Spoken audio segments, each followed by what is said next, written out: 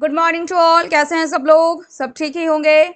चलिए हम करने वाले हैं एनवायरमेंटल साइंस के टॉप 150 एमसीक्यू। इस सीरीज में आज हम देखेंगे ऑब्जेक्टिव टाइप क्वेश्चंस आपके 1 to 25।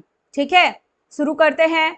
देखिए पहला क्वेश्चन क्या है आपका, पर्यावरण निम्नलिखित में से किस एक से संबंधित है? Which one of the following is related to the environment? समस्त पारिस्थितिकी यानी कि टोटल इकोलॉजी, जैविक तत्व बायोलॉजिकल एलिमेंट्स, भौतिक परिवेश और भौगोलिक अवस्थिति। ये आपको पढ़ के ही पता लग रहा होगा। Which one of the following is related to the environment, ये जो है आपका टोटल इकोलॉजी इसका आंसर हो जाएगा। ठीक है, कुछ यहाँ पे पेन सेलेक्ट कर लू मैं पहले।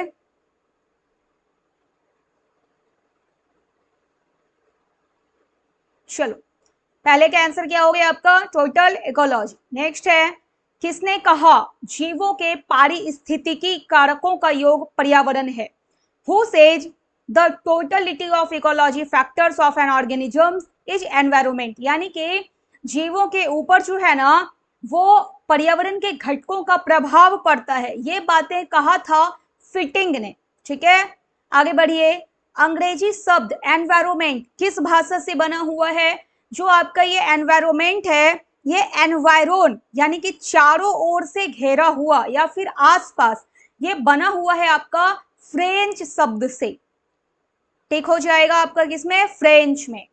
नेक्स्ट है, वातावरण में नाइट्रोजन की प्रतिशत मात्रा लगभग है? Nitrogen percentage in atmosphere is approximately, आपको अप्रोक्स में बताना है। देखिए नाइट्रोजन जो है आपका 78 पॉइंट समथिंग है। जनरली आप इसको कंसीडर कर लेते हैं 78%। और आपको पता है कि एटमॉस्फेयर में जितनी भी गैसें हैं सबसे ज्यादा जो है वो क्या है आपका? नाइट्रोजन ही है। ठीक है, आगे बढ़िए। वायुमंडल में ऑक्सीजन की मात्रा है, ऑक्सीजन परसेंटेज इन एटमॉस्फेयर। अब एटमॉस्फेयर में जितनी भी गैसें हैं उसमें सबसे ज्यादा आपका क्या है? नाइट्रोजन है। देन ऑक्सीजन है, ऑक्सीजन कहीं आपको 20.99% मिलता है तो कहीं पे आपको 20.95% मिलता है। जनरली हम इसको कंसिडर कर लेते हैं 21%। नेक्स्ट है, निम्नलिखित गैसों में से कौन सी एक वायुमंडल का प्राकृतिक घटक नहीं है? यानी प्राकृतिक रूप से कौन सी एक गैस है जो प्राकृतिक रूप से वायुमंडल में नहीं पाई जाती है? देखिए क्रिप्टॉन जो है ये आपका नेचुरल एलिमेंट है, आर्गन भी है और वाटर वेपर जल कण भी है। लेकिन ये जो आपका क्लोरोफ्लोरोकार्बन है ना, ये आपका रिलीज कैसे होता है? एंथ्रोपोजेनिक एक्टिविटीज से, यानी कि ह्यूमन रिलेटेड एक्टिविटीज। ह्यूमन का जो काम है, जो एक्टिविटीज है, आप रेफ्रिजरेटर यूज करते हैं, एसी यूज करते हैं, तो वहां से रिलीज होता है क्लोरोफ्लोरोकार्बन। क्लोरोफ्लोरोकार्बन जो है रिलीज होकर के फिर आपके एटमॉस्फेयर में चला जाता है, वायुमंडल में चला जाता है। और यही जो है ना इसी को हम बोलते हैं CFC यानी कि क्लोरोफ्लोरोकार्बन। इससे जो है ओजोन को नुकसान होता है। आपको पता है कि जो ओजोन परत है वो सूर्य से आने वाली हानिकारक किरणें जो होती हैं, जिसको आप कहते हैं पराबैंगनी किरणें, उससे हमारी रक्षा करती है। और अगर क्लोरोफ्लोरोकार्बन जो है जितना ज्यादा रिलीज होगा ओजोन को उतना ज्यादा नुकसान होगा और हमारे लिए भी फिर वो हार्मफुल होगा। ठीक है, चलिए आगे बढ़िए। निम्नलिखित में कौन वातावरण का एक अजैविक घटक नहीं है? Which one of the following is not an abiotic factor of the environment?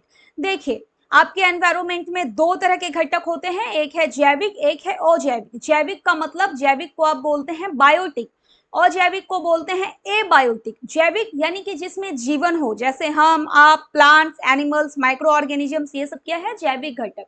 और अजैविक घटक जिसमें जीवन नहीं हो लेकिन जो बायोटिक के ऊपर अपना प्रभाव डालती है। अब जैसे आप बोल सकते हैं पानी है या आपका मिट्टी है यानी कि मृदा जिसको आप बोलते हैं, ये सब जो है सनलाइट है, ये सब क्या है? अजैविक घटक हो जाएगा। आपको बोल रहा है इसमें से ये चार ऑप्शन जो दिया हुआ है वातावरण का एक अजैविक घटक नहीं है। ये वर्षा जो है आपका ये अजैविक घटक है, एबायोटिक है। मृदा भी जो है ये अजैविक है, तापमान अजैविक है, लेकिन ये पादप जो है ये क्या है? ये बायोटिक फैक्टर है, इसमें जीवन है, ये अजैविक घटक नहीं है, ये जो है आपका जैविक घटक है। ठीक है, चलिए आगे। पर्यावरण निर्मित होता है, पर्यावरण कैसे बनेगा? Environment is formed with the biotic component, biotic अभी आपने देखा जैविक घटक, abiotic component, geomorphic component, geomorphic components यानी कि जो फिजिकल फीचर्स होते हैं ना, जैसे आप कह सकते हैं इसमें पर्वत, पठार, मैदान, वैलीज यानी घाटियां, तो ये सब से मिलकर आपका एनवायरमेंट फॉर्म होता है। तो आंसर हो जाएगा ऑल ऑफ द अबव, उपर्युक्त सभी। नेक्स्ट है, पर्यावरण विज्ञान के अध्ययन में सम्मिलित है। The study of environmental science includes, पर्यावरण के जैविक संगठक, बायोटिक कंपोनेंट हम पढ़ते हैं इसमें पर्यावरण विज्ञान में, एबायोटिक कंपोनेंट्स भी पढ़ते हैं, impact of environmental components of on human beings ये भी पढ़ते हैं, ऑल ऑफ द एबव। तो इसका भी आंसर क्या हो जाएगा आपका? All of the above. ठीक है। नेक्स्ट, निम्नलिखित में से कौन एक पर्यावरणीय विज्ञान से संबंधित नहीं है? Which one of the following is not related to the environmental science? Not related है, ध्यान में रखिएगा। भूगोल, ये ज्योग्राफी अभी आपने पढ़ा है ना, वो फिजिकल फीचर्स, पर्वत, पठार, मैदान, ये सब, तो ये ज्योग्राफी जो है ये तो इंक्लूड होगा आपका इसमें एनवायरमेंटल साइंस में, जीव विज्ञान भी इंक्लूड होगा और अर्बन प्लानिंग भी इंक्लूड होगा। ये हिंदी साहित्य जो है इसका कोई लेना देना नहीं होता है एनवायरमेंटल साइंस से। ठीक है। नेक्स्ट है, निम्नलिखित में से कौन एक पारिस्थितिकी सेवाओं में सम्मिलित नहीं है?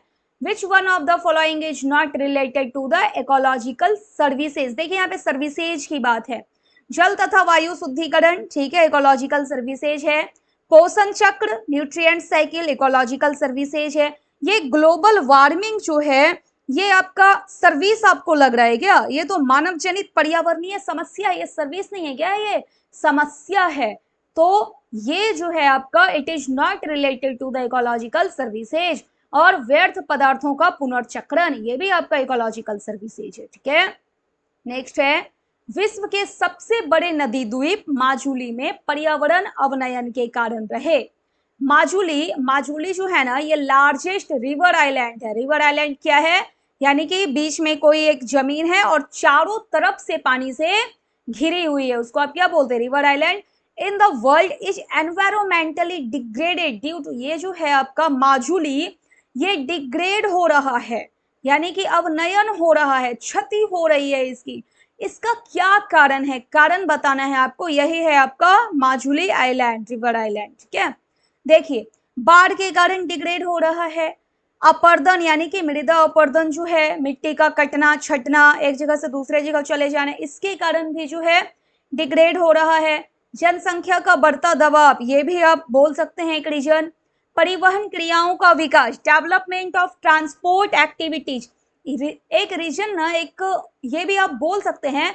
लेकिन जितना इन तीनों का प्रभाव पड़ रहा है उतना इन तीनों के कंपेयर में इसका प्रभाव उतना नहीं है। तो 1 2 3 को आप कंसिडर कर सकते हैं। ऑप्शन देख लीजिए, 1 2 3 यहाँ है, तो ऑप्शन आपका सी हो जाएगा।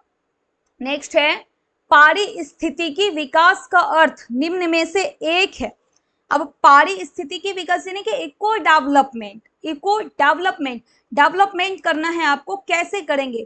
प्राकृतिक संसाधनों का अनुकूलतम विकास, development of biosphere resources, development of natural resources, development without destroying the environment, इसी को आप बोलते हैं इको डेवलपमेंट। पारिस्थितिकी विकास का अर्थ यही हो गया कि आप विकास तो कीजिए लेकिन पर्यावरण को नष्ट किए बिना कीजिए। तो पर्यावरण को बिना नष्ट किया विकास, इसी को बोलेंगे आप क्या? Eco development. ठीक है। नेक्स्ट है, भारत में कजरी, अभी एक कजरी क्या है? ये एक इंस्टीट्यूट है, इसका फुल फॉर्म होता है central arid zone research institute. ये जो है आपका जोधपुर राजस्थान में है। Of India studies the one of the following problem, ये जो है किसका स्टडी करता है? ये कजरी जो है आपका इंस्टीट्यूट किसका स्टडी करेगा? बाढ़ का, सूखा का, मरुस्थलीकरण का और अर्थक्वेक यानी कि भूकंप का। देखो, अभी आपने सुना ये कहाँ है आपका? जोधपुर राजस्थान में है, तो वहां से आप अंदाजे लगा सकते हैं आंसर क्या होगा। आंसर आपका होगा डिजर्टिफिकेशन। ठीक है, मरुस्थलीकरण का। तो आप ध्यान में रखिएगा, कजरी institute of India studies desertification. Next है, इकोसिस्टम शब्द के जनक थे। सबसे पहले इकोसिस्टम को क्वाइंट किसने किया? ये किया था आपका A.G. टांसले, क्या नाम है इनका पूरा, A.G. टांसले, 1935 में किया था। ठीक है, नेक्स्ट है पारिस्थितिकी तंत्र का संदर्भ निम्नलिखित में से एक है। Ecosystem is related to one of the following. अजैविक पर्यावरण की वस्तुएं, ठीक है, अजैविक जैविक पर्यावरण की वस्तुएं, यह मानव पारिस्थितिकी की शाखा है। इसका संबंध पर्यावरण की जैविक व अजैविक वस्तुओं के अंतर संबंधों से है। चारों में सबसे ज्यादा सुटेबल आपको क्या लग रहा है? एक इंटर रिलेशनशिप होता है किसमें, लिविंग ऑर्गेनिजम्स में और नॉन लिविंग ऑर्गेनिजम्स में। ठीक है, इकोसिस्टम इज रिलेटेड टू एक inter relationship between living and non living organisms. Next, पारिस्थितिकी तंत्र के जैविक घटकों में सम्मिलित होते हैं। जैविक का मतलब जिसमें लाइफ हो, जिसमें जीवन हो, यानी कि बायोटिक कंपोनेंट्स जिसको आप बोलते हैं जैविक घटक। इसमें क्या क्या इंक्लूड हो जाएगा? प्राइमरी प्रोड्यूसर, पेड़ पौधे आते हैं इसमें, मैक्रो कंज्यूमर, मुख्य उपभोक्ता, डिकम्पोजर, विघटक, ये सभी हो जाएंगे। ये सब के सब जो हैं आपके बायोटिक कंपोनेंट्स हैं। नेक्स्ट, पारिस्थितिकी तंत्र के प्राथमिक उत्पादक में सम्मिलित हैं। Which one of the following is included in the primary producer of ecosystem? Primary producer को ना आप ऑटोट्रॉफ भी बोलते हैं, यानी कि जो अपना खाना अपने से बना ले। अब इसमें से आपको क्या लगता है? Plants, bacteria, carnivorous, herbivorous. अपना खाना अपने से कौन बना लेता है? जो प्लांट्स है वो अपना भोजन अपने से बना लेते हैं। आपको पता होगा कि एक प्रोसेस होता है जब सनलाइट होता है तो, कौन सा प्रोसेस? फोटोसिंथेसिस। फोटोसिंथेसिस के प्रोसेस से पेड़ पौधे जो हैं अपना भोजन अपने से बना लेते हैं, इसी को हम बोलते हैं प्राइमरी प्रोड्यूसर। नेक्स्ट है, निम्नलिखित में से किसे समुद्री पारिस्थितिकी में उत्पादक। अब देखिए, ये तो आप यहाँ लैंड वाला देख लिए, ठीक है। अब समुद्री पारिस्थितिकी में जो उत्पादक है उस रूप में किसको जाना जाता है? अब जो समुद्र में फोटोसिंथेसिस का काम करे, क्या होगा? छोटी मछली, फफूंद, प्राणी प्लवक, पादप प्लवक। देखिए, which one of the following is referred to as producer. Producer कहाँ पे? In marine ecosystem. इसका आंसर आपका हो जाएगा फाइटोप्लैंक्टन। जो स्मॉल फिश है और फंजाई है ये तो नहीं है। ये क्या करता है आपका? पादप प्लवक जो है ये फोटोसिंथेसिस का प्रोसेस करता है।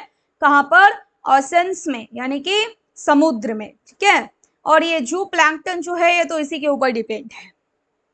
नेक्स्ट है पारितंत्र का अजैविक घटक। अजैविक जिसमें लाइफ नहीं हो, abiotic component of the ecosystem, जिसमें लाइफ नहीं हो। बैक्टीरिया में लाइफ होती है, प्लांट्स में भी होती है, फंजाई में भी होगी, लेकिन ये जो आपका ह्यूमस है, ह्यूमस आप किसको बोलेंगे?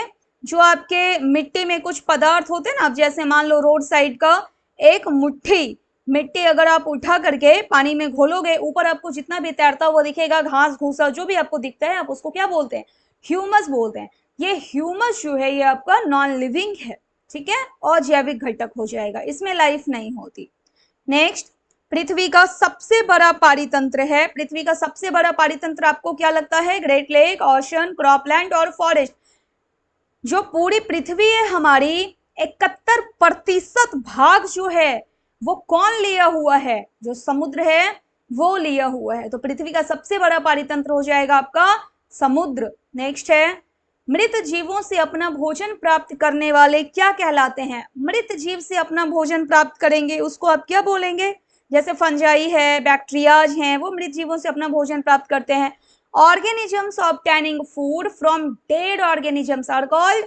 नाम से यह स्पष्ट है, यहाँ देखिए मृतोपजीवी, यानी कि मृत जीवों से अपना भोजन लेने वाले, इंग्लिश में इसको हम बोलते हैं saprophytes.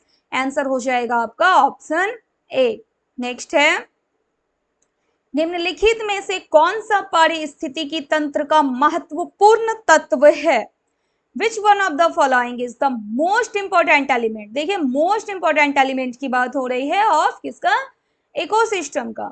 Energy flow, ecological succession, food chain या फिर फूड वेब।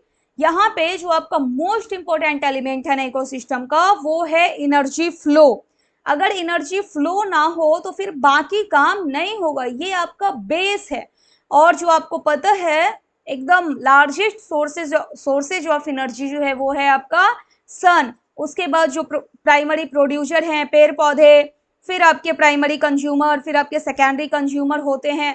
तो सबसे मोस्ट इंपॉर्टेंट एलिमेंट इकोसिस्टम का क्या है आपका एनर्जी फ्लो है। ठीक है, नेक्स्ट है एक जीव जो केवल पौधों को खाता है, ये तो आप बता सकते हैं an organism that feeds plants only is called मांसाहारी। जो पौधे खाएंगे उसको हम क्या बोलेंगे शाकाहारी बोलेंगे, मांसाहारी मांस खाने वाले जैसे आपके लायंस टाइगर्स, सर्वाहारी जो दोनों ही खाते हैं यानी कि आप इसमें बोल सकते हैं तिलचट्टा हो सकता है, शाकाहारी जो केवल पादप उत्पाद ही खाएंगे, जो केवल पौधों को खाएंगे, पादप का मतलब पेड़ पौधे, और सरग अलग खाने वाला ये अलग है आपका डेट्रीवोरस। ठीक है, नेक्स्ट है निम्न में से कौन एक द्वितीयक उपभोक्ता है। देखिए एक तो प्राइमरी कंज्यूमर होता है, एक होता है आपका सेकेंडरी कंज्यूमर।